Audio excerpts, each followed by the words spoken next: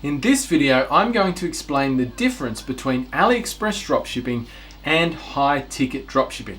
Don't forget to hit the subscribe and notify buttons so that you'll be the first to know when we release weekly dropshipping goodness.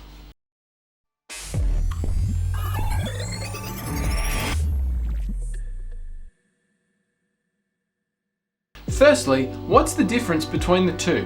Well, AliExpress dropshipping involves selling products sourced from AliExpress that tend to be below $100 and shipping them from countries like China and sometimes the US to customers all around the world. The primary marketing channels used are social media based, using a demand creation style of marketing. High-ticket dropshipping, on the other hand, involves sourcing products from established local suppliers in a single country, for example the US, and selling them to customers in that same country. In our example, also the US. The products that you sell would have an average price of $800 plus and may range even up to $10,000 and beyond. They're sold primarily using search engines, using a demand capture style of marketing. So, what are the pros and cons of each approach to dropshipping? Well, for AliExpress, the pros include 1, being a relatively low-cost business option to get off the ground, so you can start a business with a few $100s. Number 2, the products are cheap, so it's easy to take advantage of impulse buying from customers. And 3, it's fairly low risk, so because it's cheap to get started, you don't have a high monetary input in the beginning, and so you've got less at risk. Now, what are the cons? Well, shipping times can be really long and slow. The products are not tried and tested. They can be low quality, which can result in increases in customer complaints, chargebacks, and refunds, all things you want to avoid.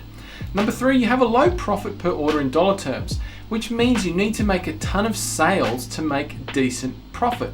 This in turn means you need to manage a large team of people to fulfill the orders with a greater overhead and more time commitment from you for a relatively small amount of profit. And number 4, because the products you sell are not branded and not really known in the marketplace, you have to create demand for them. This is not an easy way to do marketing, and particularly for people with no e-commerce experience, it's a really crappy way to get started. Number 5, you're not creating a branded asset or a long-term business with an AliExpress dropshipping store.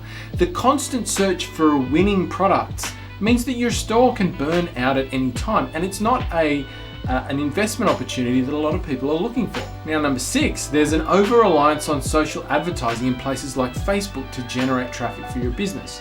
Now, Facebook can be fantastic when it works, but the trouble is that it often doesn't. It's wildly unpredictable, and you can be cut off from your ad account with no warning and often no way to get access back to the advertising platform again, which, if you rely on it, means your business is dead overnight.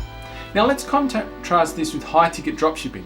The pros of high-ticket dropshipping include 1, it's also a relatively low-cost business model to start. You can do it with less than $300. Number 2, high-ticket dropshipping is a low-risk business model. If it doesn't work out, you really don't lose much investment compared to other business models which can have a much higher upfront investment that may not be recouped. Number 3, you're selling tried and tested products that have been on the market with brand recognition, usually for many years. Number 4, you're working with local suppliers in the country that you are selling in who are established businesses. Shipping is generally quite fast and the brands are quite trustworthy. Number 6, the products tend to be of a high quality due to their higher price tag, so customer complaints about the product, lower returns, and chargebacks are much rarer. And because the products that you sell are branded and recognized in their relevant market, people are already looking to buy them. So rather than trying to create demand for products that people don't know they need, you are capturing demand that already exists in the market. Now, this is much easier, particularly for beginner entrepreneurs. Number 7, the primary traffic channels for high-ticket dropshipping are based around search engines like Google. Now, these are far more reliable, cost-effective, predictable, and user-friendly than social advertising. Number 8, you have a much higher profit per order, sometimes up to over $1,000. So this means less total orders for you to manage, less time spent in the business, and it requires a much smaller team to manage than a low-ticket store that makes the same revenue. Number 9, you are creating a branded long-term business that can be sold for a substantial amount of money after a few years. High ticket dropshipping businesses have sold for up to $1 million and often over. Now, what are the cons of high ticket dropshipping? Well, you are reliant on a third-party supply chain to get products to the customer. You're not in control of that fully, and this can create headaches and result in refunds from time to time.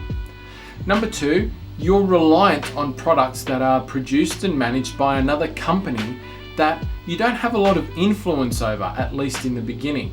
Now, while it's not necessarily common, your suppliers can shut down. They can pull products or stop supporting dropshippers.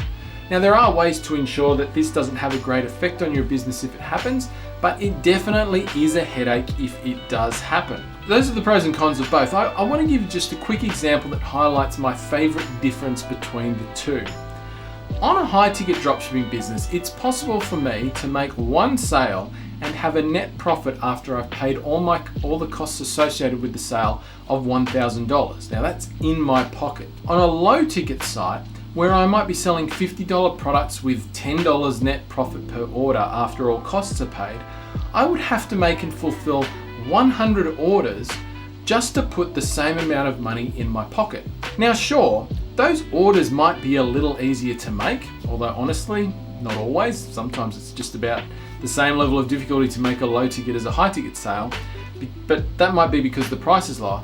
But then I have to fulfill 100 individual orders rather than just one. Now this is far more time consuming, expensive from an overhead perspective, and risky than just dealing with a single order. Now, I know which one I'd rather. So on balance, and particularly for the inexperienced entrepreneurs who is looking to get a start with dropshipping, high ticket dropshipping is the best place to start. And if you'd love to learn how to start your first high ticket dropshipping business, head to dropshipbreakthrough.com/go for a free training on how to do just that. Thanks for watching.